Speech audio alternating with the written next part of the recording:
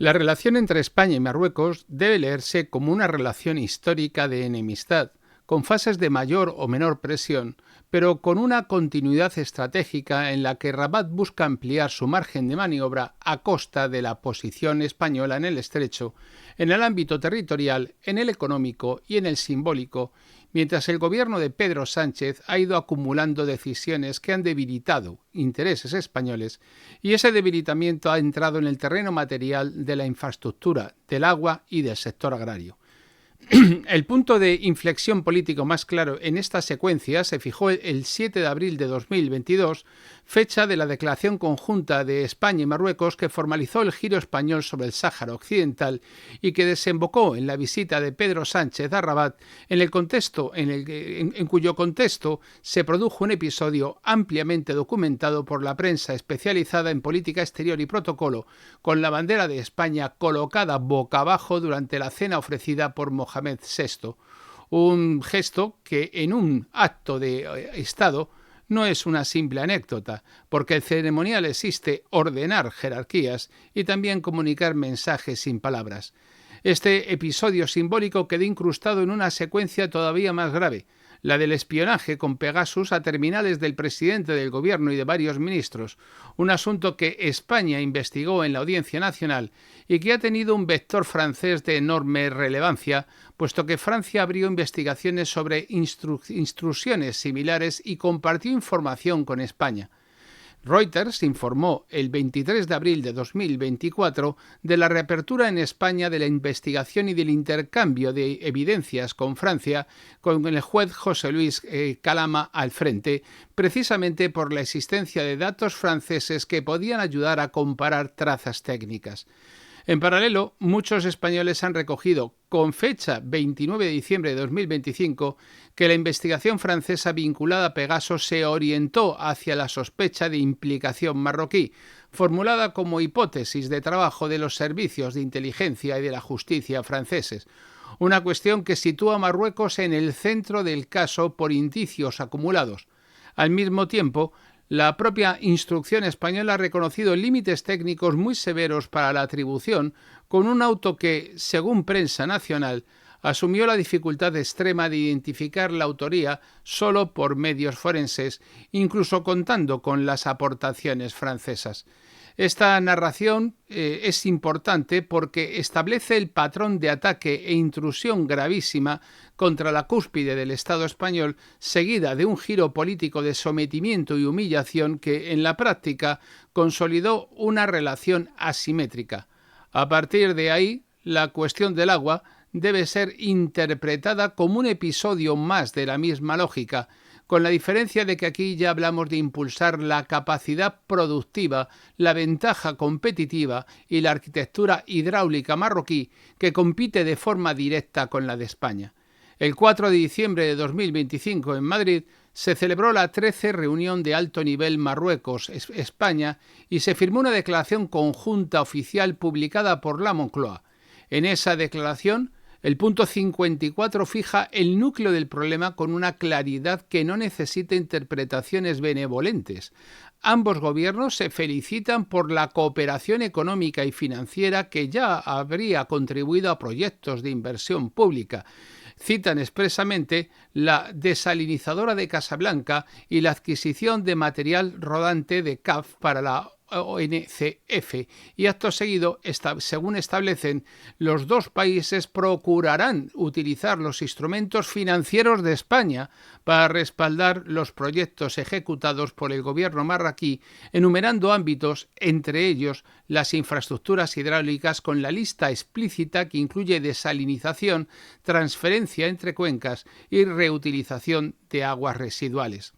Este punto 54, si lo leemos sin eufemismos, significa que el Estado español se ofrece como fuente de financiación para reforzar infraestructuras estratégicas de Marruecos, incluyendo el equivalente conceptual de los trasvases, en un momento en el que España destruye sus propias presas y vive un conflicto interno por la restricción de transferencias hídricas y por la estabilidad del regadío del sureste. La discusión sobre qué parte del proyecto va a financiar España no altera el hecho esencial de que nuestro país pone recursos y Marruecos decide su aplicación con un incremento neto de su capacidad hídrica y aumento de su competencia con los productos españoles. Las cifras concretas existen. El Ministerio de Economía, Comercio y Empresa publicó el 7 de mayo de 2025 una nota de prensa sobre la cooperación económica con Marruecos en la que afirmó que la planta desacaladora de Casablanca, adjudicada a un consorcio liderado por Acciona, contaría con apoyo financiero público español, entre comillas, con cerca de 340 millones de euros, cierro comillas. Esa misma magnitud fue recogida por la prensa de referencia como parte del contexto de la inversión española en Marruecos, subrayando la relevancia de la operación y su encaje en la relación bilateral. Al otro lado, Marruecos ha explicitado un programa hídrico de gran escala. Diversas publicaciones económicas españolas han descrito el Plan Nacional del Agua marroquí como ese plan de oro y han señalado objetivos inmediatos que incluyen 16 grandes presas hasta 2027, además de otras infraestructuras medianas y pequeñas, a lo que se suma una expansión fuerte de desalación y de obras de transferencia.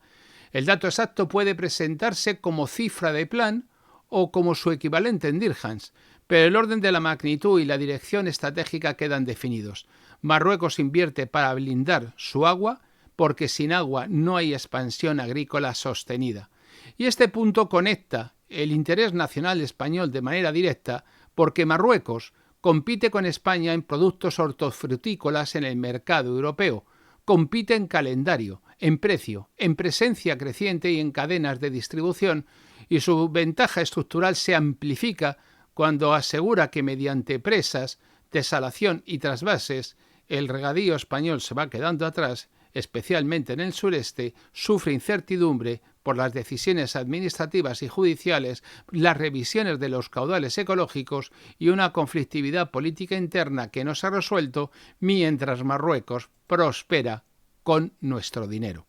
De esta manera, el gobierno de Pedro Sánchez actúa contra los intereses de España por una vía que resulta doblemente lesiva.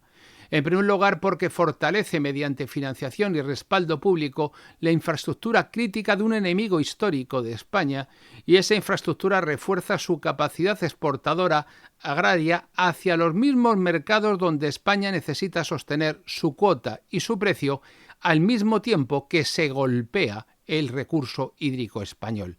En segundo lugar, porque lo hace sin imponer condiciones estratégicas equivalentes, ya que el punto 54 de la declaración conjunta establece que los proyectos serán ejecutados por el gobierno marroquí, lo que significa soberanía marroquí plena sobre selección y orientación, con dinero, aval o crédito español como palanca de aceleración. El resultado material, por lo tanto, se mide en capacidad instalada, en hectáreas abastecidas, en estabilidad de suministro y en competitividad exportadora. Cuando España aporta cerca de 340 millones a una gran desaladora en Casablanca, aporta agua, y el agua se traduce en ventaja productiva en un país que planifica su expansión agraria con visión de Estado. Todo lo contrario que España. Cuando España afirma el 4 de diciembre de 2025 que utilizará instrumentos financieros propios para respaldar infraestructuras hidráulicas marroquíes, incluyendo transferencia entre cuencas, consolida un marco en el que la política hidráulica marroquí recibe apoyo español, mientras la política hidráulica española se enreda en restricciones internas. Todo esto, además, en medio de la firma de los acuerdos con el Mercosur. Este patrón es todavía más grave por el antecedente de Pegasus, porque en condiciones normales, un Estado que sospecha con fundamento de intrusiones contra su jefe de gobierno exigiría reciprocidad, condicionalidad y garantías antes de ampliar cualquier cooperación estratégica. Aquí se ha producido justo lo contrario. El caso Pegasus se ha movido entre la dificultad técnica de declarar una culpabilidad clara y la cooperación judicial internacional, con Francia compartiendo evidencias con España que España no había obtenido. Y mientras tanto, la relación política deriva hacia una profundización del vínculo entre España y Marruecos, en la que España es sometida, humillada y vilipendiada. En términos de poder, esto se traduce en una conclusión incómoda. Marruecos obtiene beneficios estructurales incluso en un contexto en el que aparece como sospechoso principal en un episodio de la máxima gravedad institucional.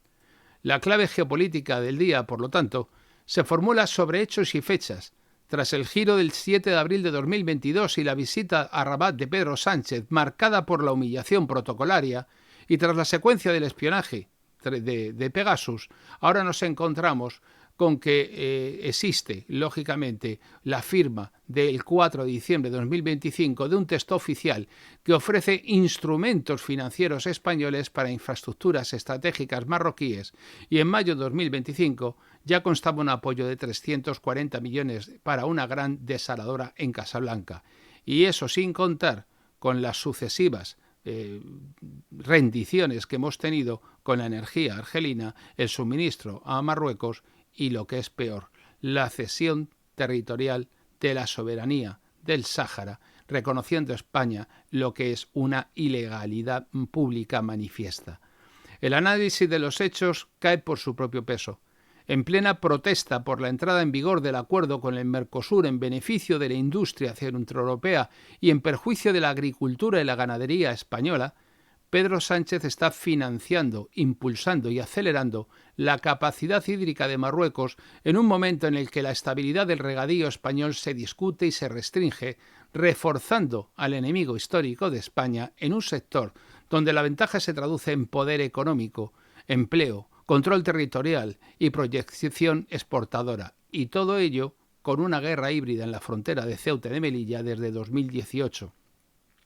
Si esta política se mantiene, el conflicto se medirá en cierres de explotaciones agrícolas, en pérdida de cuotas de mercados, en tensión social en el sureste español y en la consolidación de una dependencia estructural en la que el Estado español cede capacidad a quien históricamente ha trabajado para erosionar su posición en el mundo. Y de esta manera es como Pedro Sánchez continúa su traición a España permanentemente.